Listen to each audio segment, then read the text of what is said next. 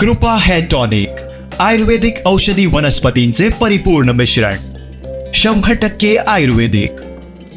चिपळूण शहरात होळीचा उत्सव पाहायला मिळाला. हा रंगांचा सण बालगोपाळांसह आबालवृद्ध महिलांनी एकत्रित आनंदाने साजरा केला.